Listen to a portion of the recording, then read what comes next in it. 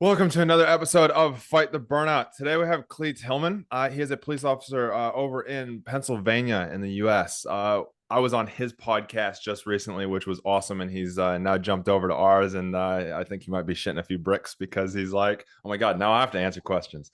But as always, before we jump into having a conversation with Clee, I like to say, focus on one thing from today. Whatever hits you the most, whatever you feel like at the end is like, oh my God, that hit me. Take it away and just start putting it into action. Just start reminding yourself of it, start working on it, and you'll be in a way better position in a year's time, this time next year. Uh, Make sure as well you like, subscribe, and share this episode around so we can get it to more people, get it to more first responders, police officers, so that they can, have a really loving and thriving career because we need you guys. A world without law enforcement is a world I do not want to be in. Without further ado, this episode is sponsored by Create From Why, my business, and we are talking about, at the moment, promoting the Lean Into It motorcycle retreat. This is where you're going to interact with business professionals, other coaches, other individuals who are on a growth journey, so that you can come, you can ride, you can recharge, and just leave with having tools to be able to have that feeling like you get on a motorcycle, but not having to have the motorcycle all the time. So, want more information on that? Information is in the description down below, or go to motorcyclemastermind.com and find out more. So, Clee, without further ado, why don't you take it away? Tell us a bit about yourself, how you've ended up where you are now and doing what you're doing, and then we'll go from there. Absolutely. Well, first and foremost, thank you again for allowing me to be a guest on your podcast. And it feels actually different to be in reverse. Like you said, you were on my podcast and did a tremendous job. Uh, Things about me, I'm a second generation police officer. My dad was a police officer here locally also. So I had the burning desire in my heart when I was about 4 years old. My dad passed away early. I was about 2 years old when he passed, but I remember everyone telling me stories about him, seeing pictures and things like that. So when I was about four, I knew I was going to grow up and be a cop. I didn't know. I thought everything was going to be like John McClane, and I was going to be Die Hard, and it was going to be fun like that, or Lethal Weapon, or things like that. I always wanted a job where it'd be different every day. I'd be helping people, and I wouldn't have to do a lot of paperwork. And I did not know that getting into this career, I was going to have to do a lot of paperwork. However, it's still a fun job. It's still very worthwhile. So therefore, I played a lot of sports growing up: football, wrestling, and track. A little baseball, a little basketball here and there. Then when I graduated high school, I joined the Army. And when I was in the Army, I was a parachute rigger. I got coaxed in by my recruiter. Still love them, but they kind of coaxed me in. I was going to go in MP or firefighter, and they said, "Let me tell you one thing. How would you like to be the first kid on your block to jump out of an airplane?" And I was sold. I was sold after that. So I became a parachute rigger, and I learned how to pack parachutes, inspect them, inspect drop zones, jumpers, anything that had to do with aerial parachuting or anything like that. Jumped out of I don't know how many airplanes in my career until I didn't re-enlist. I did the term and got out. Once I got out, I started working a couple odd jobs here and there before I actually really started to get that bug again where, I got to figure things out. And then I joined the police academy. And the police academy was a lot of fun. It reminded me a lot of basic training, but it wasn't as difficult. It was longer than basic training, but it wasn't as difficult as basic training was, at least to me. Got through that with ease. Started my first job in a small borough, not too far from where I'm at right now, about a half hour away. Small borough it was two full-time officers, and I think at the time four part-time, and I was the fourth part-time officer until I got hired full-time in a short amount of time. I worked there for 3 years. I had a lot of fun. I learned a lot working there. I'm glad that I had that experience, even though it was a low-paying job and opportunity. It garnered so much experience that I would not have got with my current department that I'm with now. Had I not been there, I had a lot of fun. I met a lot of great people. The mistakes that I made there were easy to come back from because it was a small town. So you had time and ability to actually bounce back. Then I'm with the current department. I've been here for about 14 years. Moving up the ranks, I've worked as a school resource officer. I've worked patrol, of course, patrol supervisor now, mid-level supervisor. I've worked the task force undercover for a few years. That was a lot of fun. And then all the trainings that come with it. I'm engaging with public and engaging with community service, enforcing the law, having all the fun, and doing all the paperwork as well. Well, it's good to hear that even as a mid-level sergeant, you're still doing paperwork, because I know a lot of times people are like, yeah, I'm going to become sergeant. And then they just like palm the paperwork to all the guys underneath them and don't really do it themselves. Um, all right, perfect. Well, Clee, before we jump into kind of, experiences with burnout and the things, to keep you, I know you've been in the career for quite a while now, keeping you in and keeping that joy and that fun side, as you said multiple times. What would be your definition of burnout? Like, what do you define burnout as for yourself? Burnout, I think, is physical and mental. Always dealing with stress. You're tired. You're every day seems like it's a bad day. You get to the point where mentally you're like, what's the point? There's no positive outcome going on. You feel like both sides of the coin. Either your department and the public are always against you. You're tired of doing the work. Every day is redundant. You get complacent.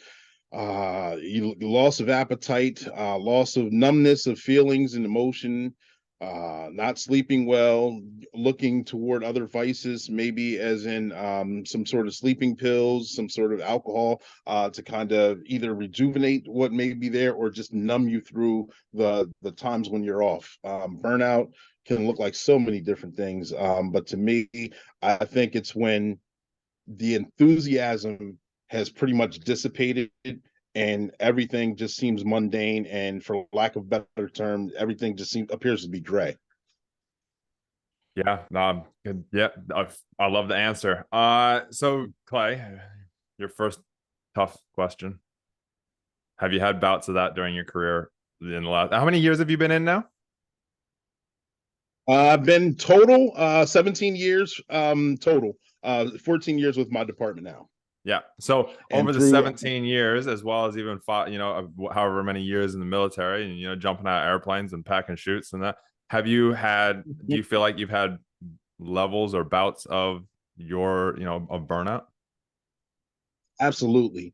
I think for me personally, I think the highest level of burnout, or when I realized it, was a couple times in my career. One time, maybe either 2015, 2017, I was going through a divorce with my wife. Going through the family court system, everything was just cloudy. There were no answers. I felt burnout that way because I had outside forces working at me. It wasn't job related, but it was affecting my job because mentally I wasn't able to sleep. I had a lot going on. I had to focus on so many different aspects. It was just ping ponging different things. So I know that was a form of burnout for me. I was able to bounce back once the dust started to settle, per se. But I really hit burnout during the COVID. During the protests and riots, I got called frontline to our capital. I stood there with the riot shield and baton, and that was a long day. We got bottles thrown at us, bricks thrown at us. We spit on anything imaginable for hours on hours. It was a very hot day. We didn't have relief at the time. It was a long day. And so I remember me, and it wasn't even our department. We were backing up it was all cars needed, basically. So anyone who was working, they sent any available officers, and me and three other officers that I work with went that day. We worked that entire day shift, 12-hour weekend, and it was just rough. The very next day, we were just kind of numb and tired and drained, and mentally we were working, but we weren't. Physically we were working, but mentally we weren't there. That led into, after that entire summer, it was just like, what's the point? I didn't want to. I was tired of having conversations about it. I know people were like, "How are you doing? Is everything okay?" I'm like, I'm tired of people asking me this question. Just leave me alone. Let me be. I kind of went into my shell. I went into my bubble.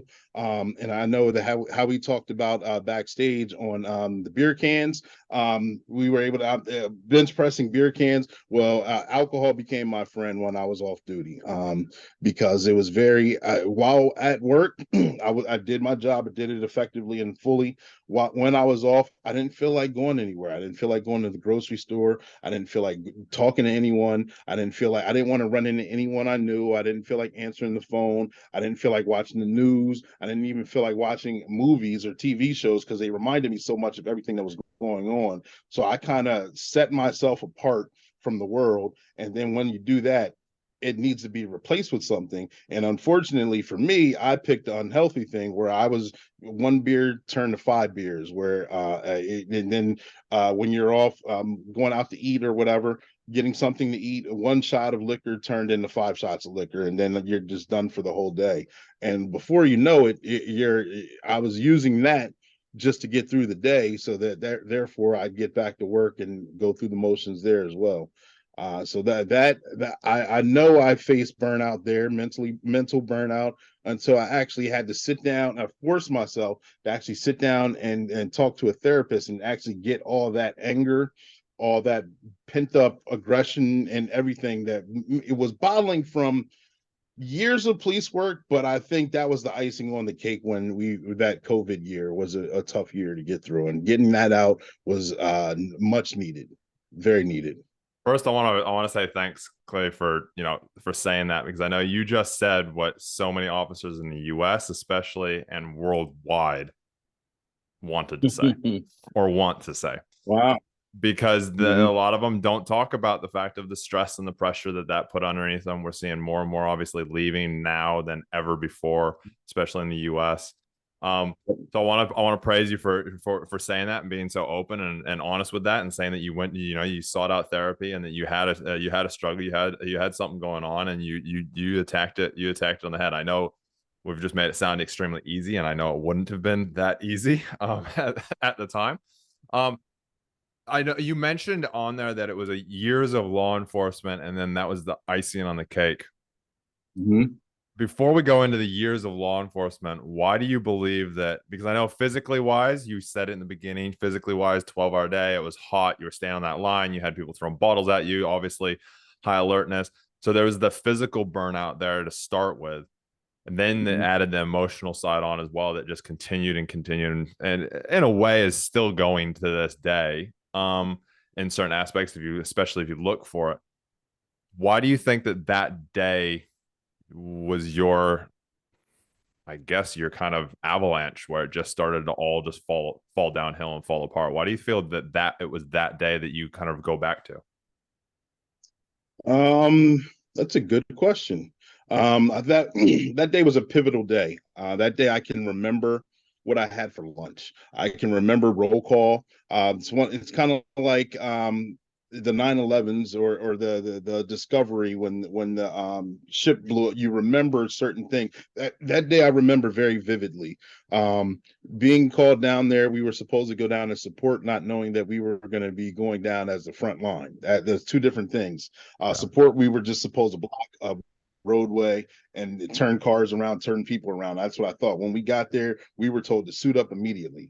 I'm like, oh wow, we're really we're in the mix of it right now. And then being there and actually recognizing people from the community that I knew, either from growing up or that I'm dealing with while on the job. And so me in the occupation, I was one of few African American police officers that were there, and knowing people and being talked to while you're standing in a line very degradingly. I got called every name in the book except my actual name. That I had things thrown at me. I had a glass jar of relish, I'm assuming is what it was, because when it hit the ground, it turned green. I'm hoping that's what it was, but I had to deflect that with the shield that was thrown at me. It's a very memorable day. It was very negative.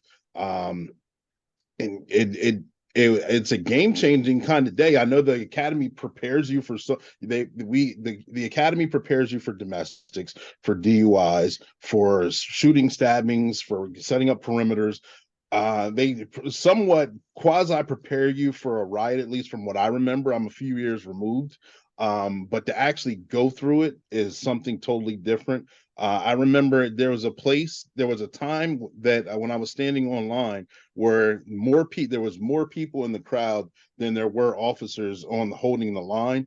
And so I'm like, wow, this is going to get worse before it gets better. And I went to a place in my mind where I said, I actually got comfortable with, I'm going to die today, but I'm okay with it because I got to a comfortable spot in my mind. It's kind of hard to explain, but once I realized that things aren't going to get better and that we were the backup and there's no backup coming anymore right now, anytime soon, that if things go bad, then we're going to die today. Most of us will. I was already prepared that I was mentally ready to die that day. And unfortunately, I got to that headspace. That headspace changed me because it set off a different switch where I went into primal mode, I believe, where I was ready. If we had to go defend ourselves, I was going to defend myself and hold the line as best as I could until we couldn't. But fortunately, we did not. But it changes you mentally and emotionally to actually have to absorb that headspace. I don't know if I answered your question or not, but No, just you did and beyond, man. It gets you into that psyche, and I've been in that kind of a little bit in that psyche before, not kind of in that scenario, but when you get into that primal era of your brain, and I don't think people realize this, when you get into that primal area of your brain, it is either you give up, and most cops don't give up, or you turn into I will kill every person that I have to so I stay alive. mm-hmm. Mm-hmm. And as a police officer, and correct me if I'm wrong, it sounds like this is probably you and most of the people that I know that are cops. As a police officer, that goes against like the feeling and the thought that you can get to that place goes against every value that is in your being, because you are there to help everybody beyond even helping yourself. And it changes you emotionally, and so in turn it explains exactly why you burned out after that situation. It wasn't a physical burnout, it was a full-on emotional one that looked like a physical one. Absolutely. Yeah. Because now you're sitting there going, now you're fighting with your own brain, because you've just now gone, shit, I can become the person that I defend civilians against.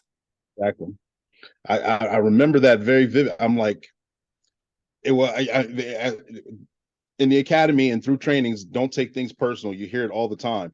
But when you're in the middle of it and you know people, and people are calling you, like I said, they called me everything but my name. People knew there were some who recognized me, knew who I was, and I'm like, I've helped you in certain situations. I know where you live. I know your parents.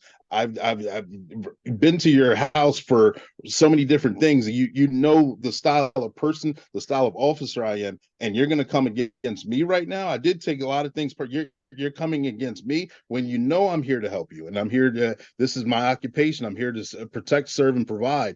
And it's that the switch is like, wow. When you get prime, it's us against them kind of mentality. Yeah, it's a difficult one, isn't it? Going through and learning everything that you did going through that process, I'm sure it's made you a much better officer, a much better father, husband, partner, all of the different things. What would be like the number one or two things that you learned as a police officer during that you now use to benefit you? What I've learned going through that now benefits me. Yeah, the community is very important. Education, basically, why the reason why I do my podcast now is to humanize our profession. It was sparked from that. I learned that once the media gets a hold of certain information and harps it, then you get an emotional response from the same public that you protect. And once emotions take over, and it's raw emotions, then so many different things can happen. So I learned that I wanted to change the narrative that was being force fed to us to show the positive side of police work, the positive side of law enforcement, the different trainings that we have, the different publications, what we actually go through, humanizing us to actually show that we are husbands, that we are sons, that we are fathers, or in marriages and have kids, that we have other occupations that we like to do. We do like to attend sporting events. We do like to attend concerts, different types of whatever your passions are. We do like to pursue our passions as well. And we like to protect and keep the peace. I learned a lot about myself. I learned a lot about the other officers I was there with, because they had a rough time too, and it brought them down to a level where they had to dig inside themselves, and they became better officers, and I see them on calls now, and they handle themselves so much more professionally.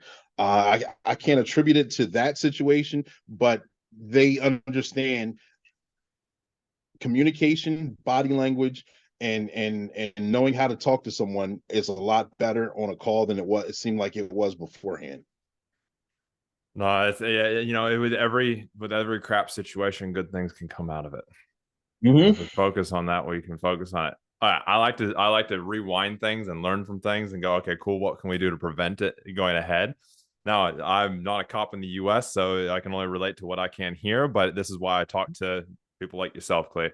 Uh, if you were to have to go into that situation again, say it was exactly the same, you got called up, didn't know, like same thing, but with you now, like you as you are now, what would you do different? What would I do different? I would take a deep breath. I would do combat breathing, or controlled breathing. It's called so many different techniques.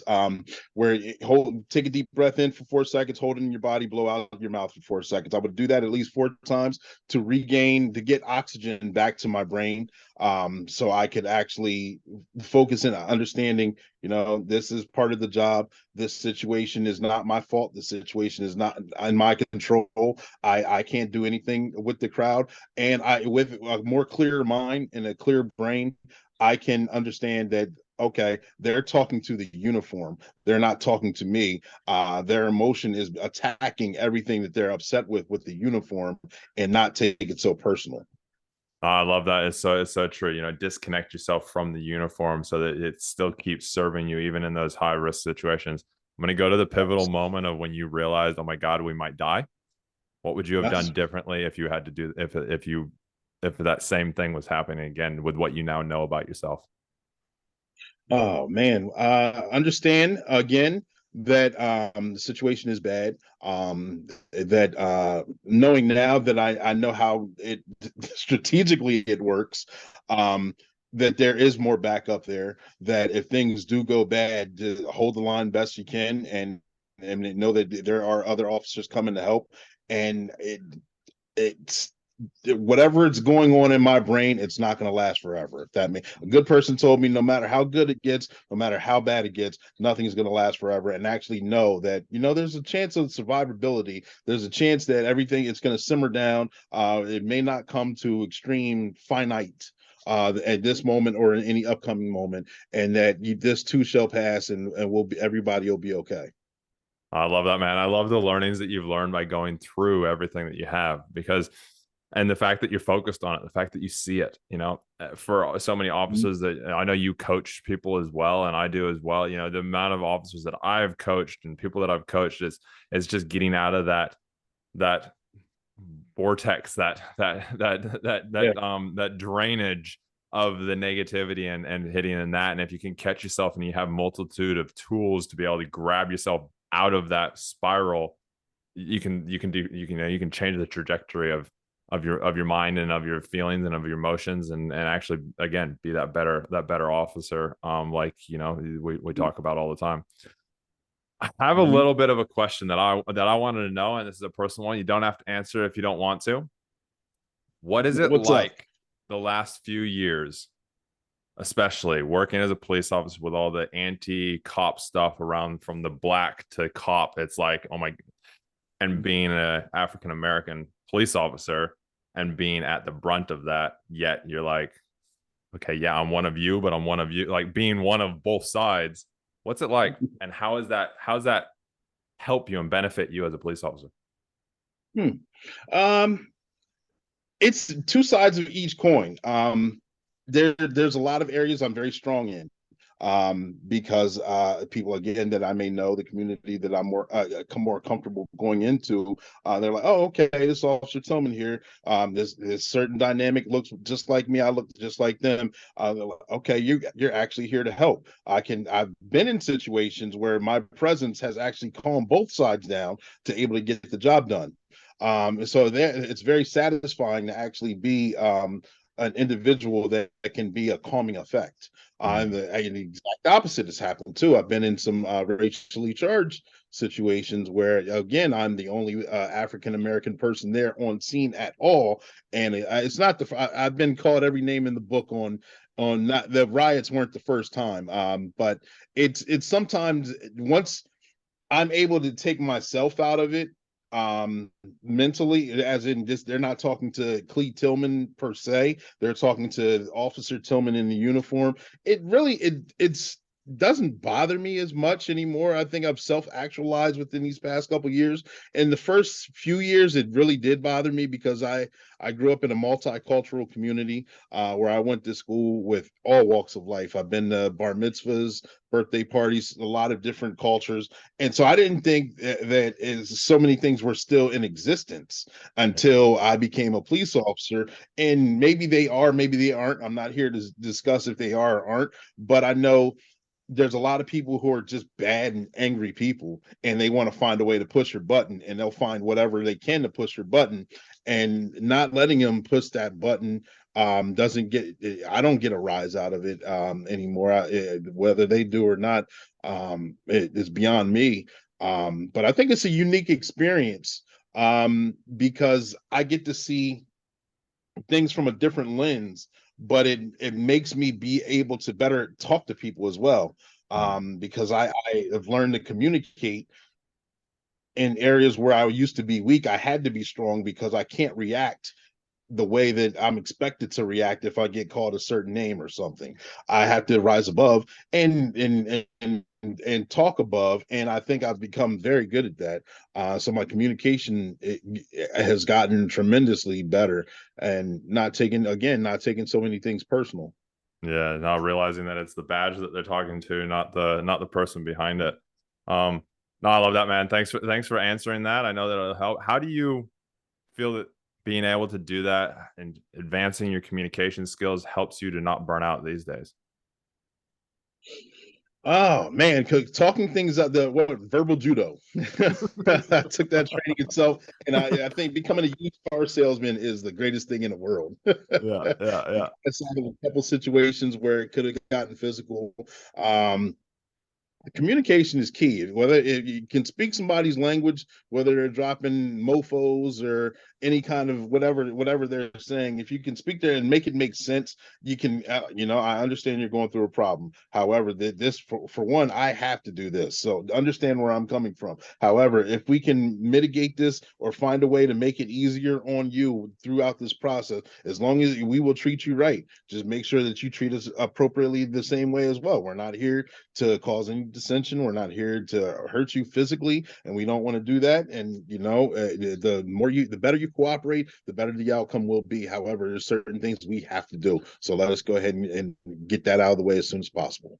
I think communication is a big key, and communication is learning communication and leadership with this occupation is a necessary must. Yeah, would I can yeah, can't agree more with that.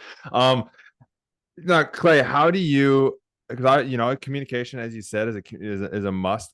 How do you communicate, or how have you learned to communicate with yourself so that those things like the riot days and the when people are talking at you, like what are some of the things that you say to yourself that you've learned over the years that people could maybe take away and apply to themselves?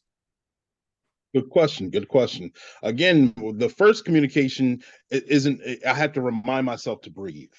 And that's a technique that I learned in the Army, learned in football, but I really learned it after going through therapy. the combat breathing. It kind of resets your body. It gives you that you can do it anywhere. People don't even have to know you're doing it. You can do it right in the middle when you're being called to something and it's a chaotic call. While you're going there, you can do the breathing and it naturally calms your body down. And then that's the first thing I have.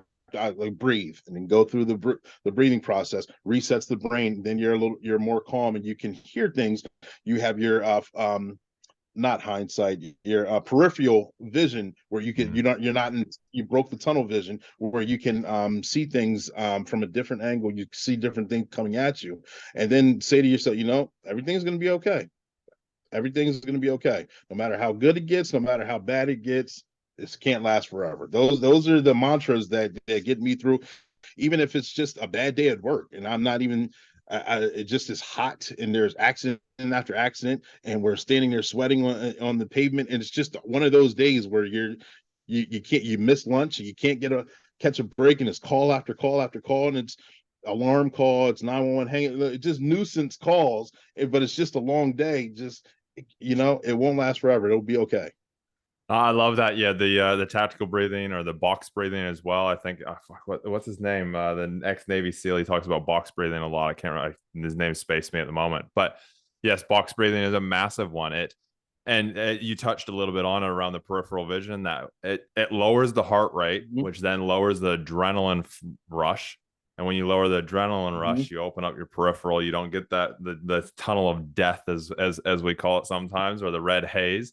And by Yep. lowering that heart rate, then you're actually, your blood can go to your extremities, you get your fine motor skills back, all of it. So I love that you've really learned to implement that in, and then tell yourself, it'll get better. I'm curious because Mm-hmm. there you've talked about physiology, you've talked about language. What do you focus on though when you actually say that it'll get better? Like, what do you actually But I focus on? focus on making sure that I break the tunnel vision. It'll get better. Look side to side, making sure that, like you said, that it's the tunnel of death is broken. Focus on the situation at hand. Okay, I'm being called to active burglary. All right, where's it at? The location. What's the geography? I'm stuttering. Sorry. Looking like getting pieces set up in the place, and like, okay, who's working? What are strengths and weaknesses? I focus on the call, and I focus on how we can have a better outcome in the call, as opposed to being in, for lack of a better term, condition red and just reacting. And in that reaction, we have a tendency to focus on the negatives a lot more, of what could go Yes. wrong, instead of the things that how we can make it right. Like you said, that the outcome, the what we want to have happen. No, I love that, man. Now I know you're a sergeant, so in other words, you're leading people. How do you make sure that you're helping your officers that you lead prevent burning out, and so that they don't get into that emotional, physical state where they just don't want to be there, and then they make those bad decisions, as we could call it? Having conversations. I'm a peer for the county that I work for, and recognizing certain situations that I may, certain aspects of another officer that I may see, if they're reaching burnout, if they're not doing things, if they're not hanging out when we have our platoon nights and we go out at the end of our shift and all hang out, just consistently they're not available.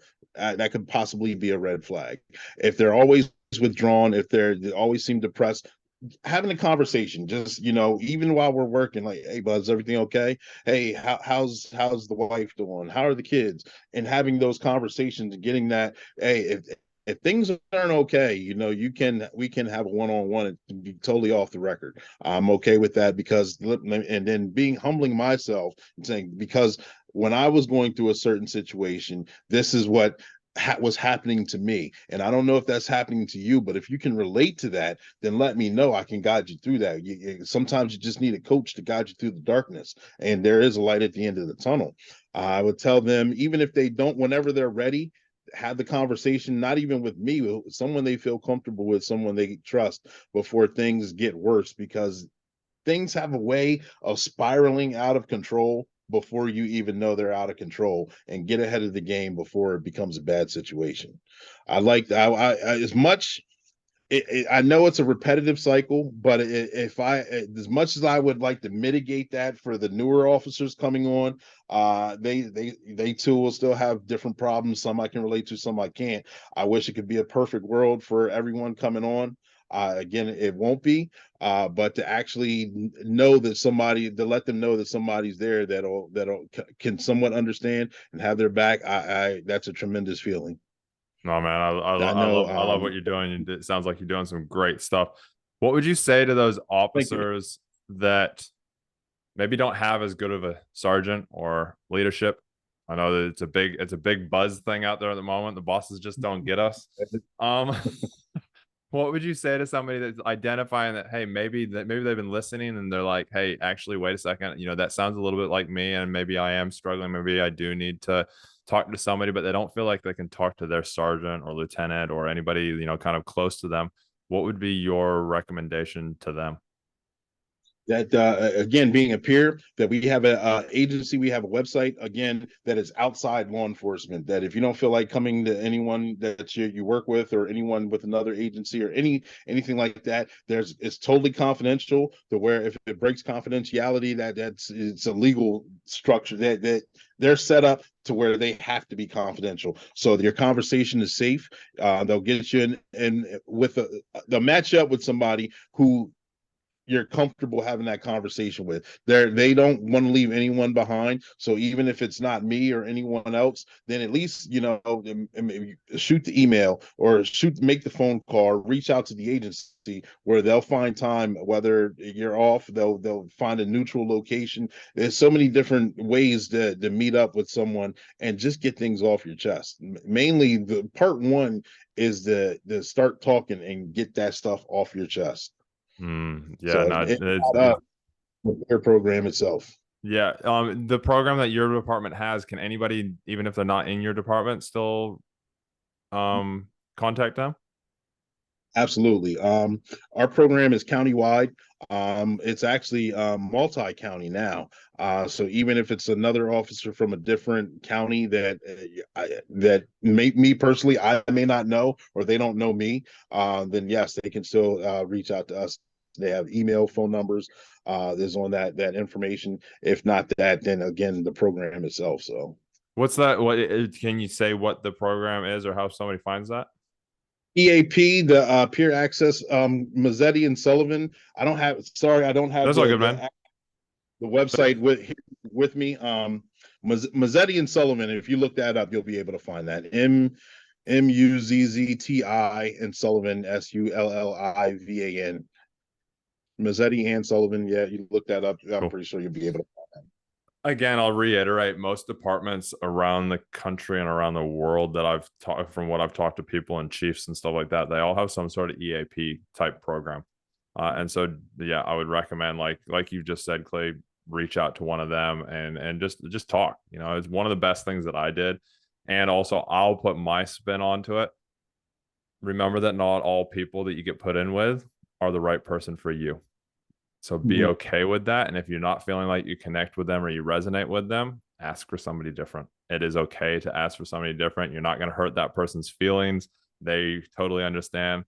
Remember, the best counselor I had was like, hey, I'm here. We're going to talk today. If you feel like I'm not the right person, then please tell me and we'll find you somebody different. Because it's so important to have that, to feel comfortable there with that. But new cops, new cops coming in. What would be your 1 to 2 things that you would recommend to them that they do so that they don't physically and most importantly emotionally burn out? I would say make sure you keep a hobby. Have something to do that you love to do that is not job related, so you actually can have something that takes you away from law enforcement when you're not doing law enforcement. It keeps you enjoying law enforcement that much more better. Whether it's my thing, of course, is podcasting, writing books, anything along those lines, creating content. But whether it's biking, whether it's climbing, whether it's lifting weights, whether it's swimming, whether it's going out, and I don't know. There's so many different hobbies going to the library, volunteering at that's what I was trying to think, volunteering at the food bank, helping out charities, going to churches and doing things like that, working with the boys club, working with the youth, whether it's coaching, so many different things you can do. Our job, we work 12 hours a day, but that gives us that much more time off as well. And don't let that time is one thing that if it's wasted, it's gone. Don't let that time just go by not doing something that doesn't replenish you.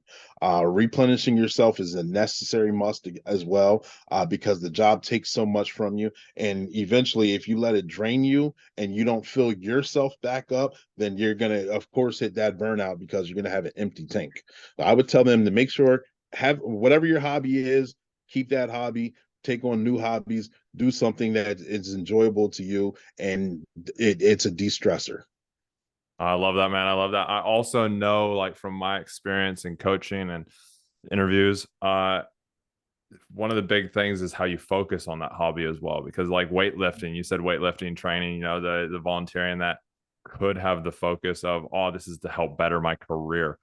What do you do with Yes. your hobby when it comes, because I know your podcast, I've been on it. It's all about, police and interviewing cops and things like that. So it could be, related to work.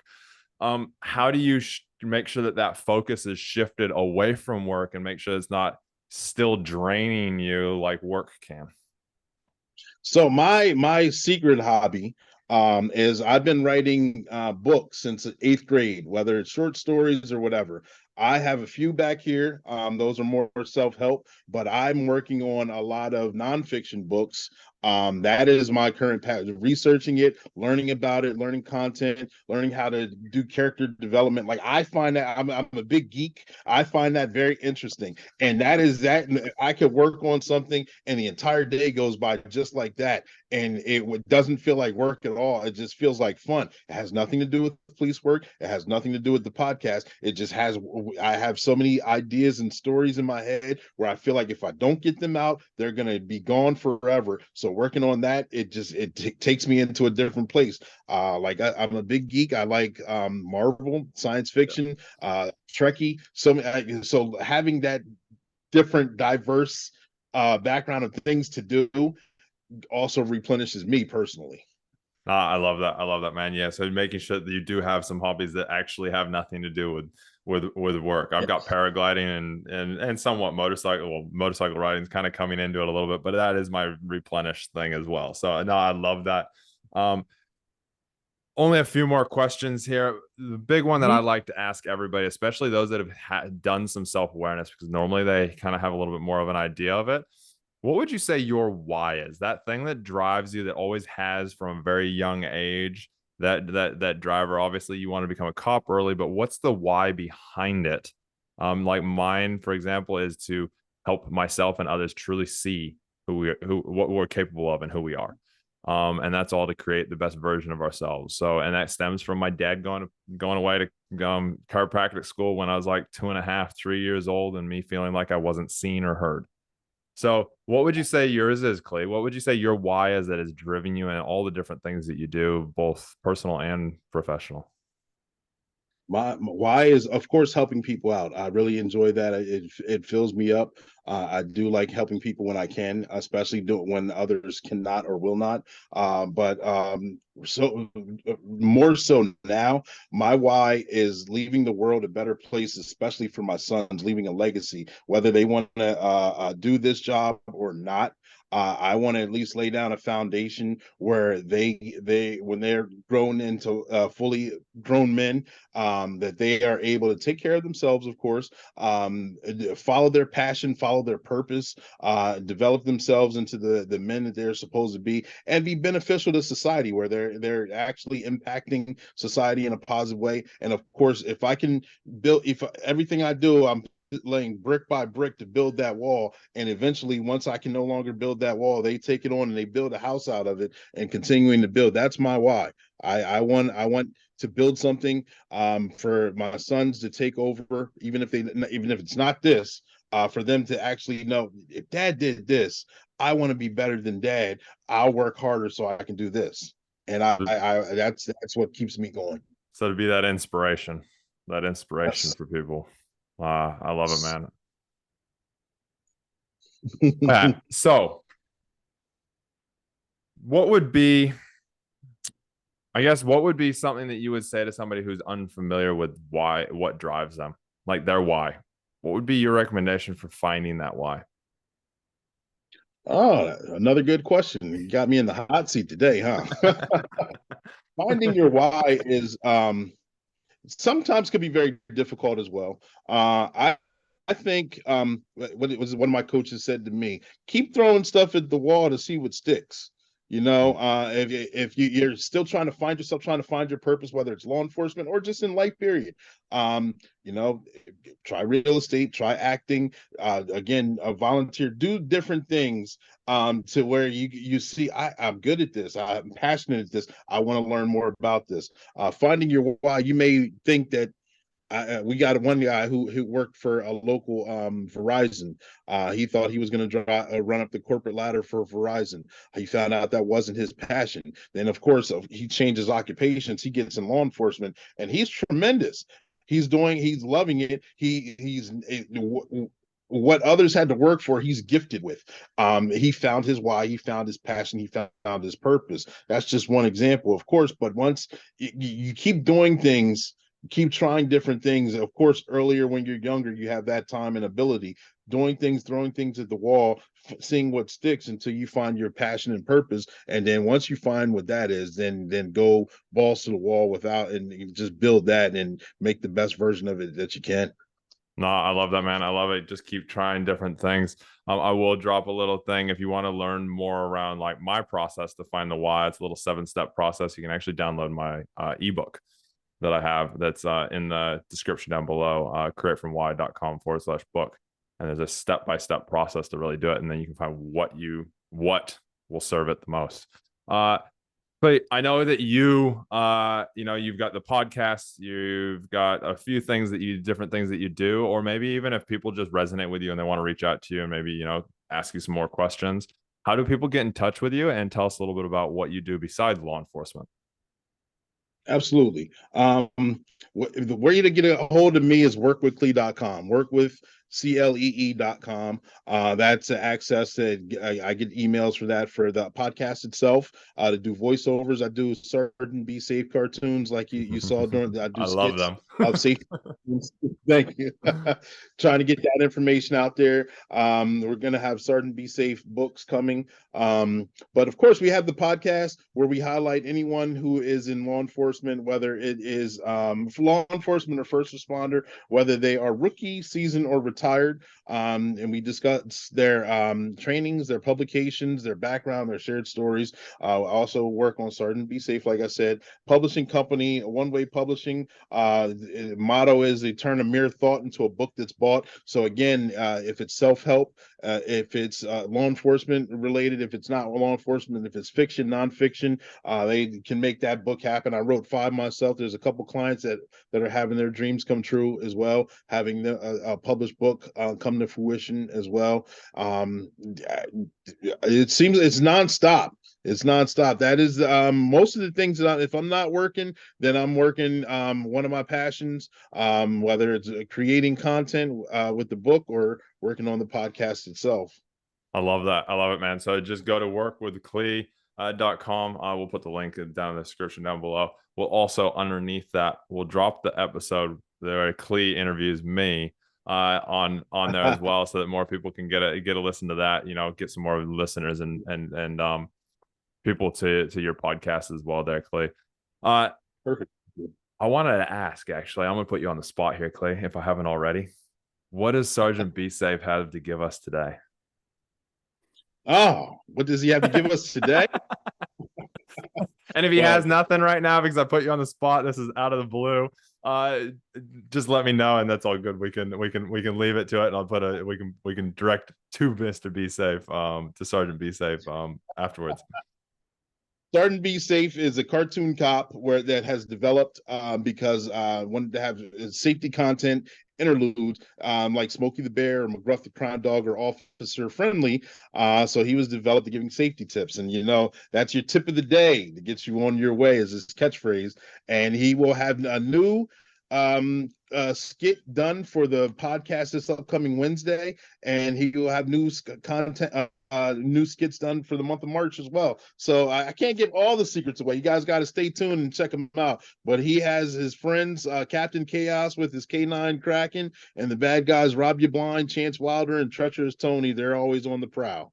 You're gonna have to go look up Clee. I'll put your LinkedIn link as well in the description so that people can go have a look. And I know you post some of the stuff on there as well. So yes, I'm looking forward to seeing what Sergeant Be Safe has to say next week. Last question I have for you is, what would be your top tip to self-happiness?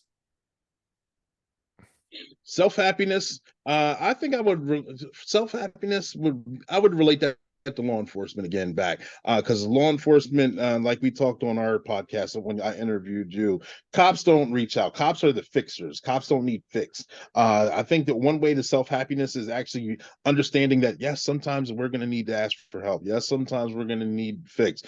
Allowing people to we build up so many walls and barriers that sometimes we have to let those walls and barriers down, and allowing someone to come in and having a real genuine conversation with us, and having that conversation, they take out the toxic grudge sludge that is inside of us. And once you remove that toxin and fill it up with something more positive, or get you on the right path in the straight and narrow, you naturally become happy because it feels like the weight of the world is coming off your shoulders. And as you're guided, you start moving in the right directions. So I would say law enforcement, again, reaching out for help when needed, and even if it's not needed, just to have a conversation unloads a lot of things on your chest. I love that, man. I love that. As we wrap up here now, Clee, any last words or anything that you'd like to, give out to our viewers? Again, Chris, I think you're doing a wonderful thing. I appreciate you allowing me on your platform. I had a great time putting you on the hot seat, being the host. You're having your time with me, having a great time getting this information out. I think this information is showing cops the human side of cops, showing making us, again, humanizing us. Having these discussions, having these topics is so important, and I think you're doing a wonderful thing. And I think with bringing your information, and as you're being a coach, you're helping a lot of people, more people than you know. I appreciate it, man. I appreciate it. Yeah, I know there's so many people out there, especially officers, that stay quiet, but they still get a lot of stuff from what both of us are doing. So keep doing what you're doing as well, Clee. And I appreciate you for being here. It's an honor and privilege to have you here and have the insights and knowledge that you've passed on today. So this is Create From Why, Fight the Burnout. And as you have seen, we get some really good guests on here that will open up, talk about things, but it's one thing listening.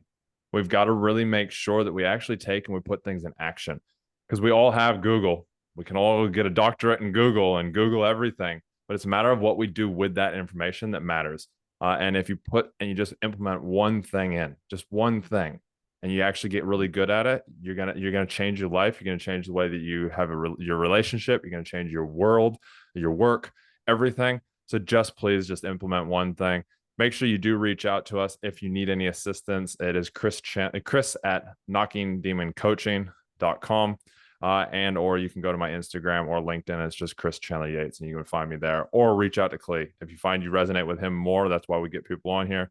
Reach out to Clee. You'll find all his details and how to access him in the description down below. Again, thank you, Clee, for being here. Thank you, everybody, for listening and watching. Make sure you share this around, like, subscribe, help us out, and we will talk to you soon. My motto is train hard, test easy, because we're always going to be tested. So we may as well train for them all so that we test the easiest.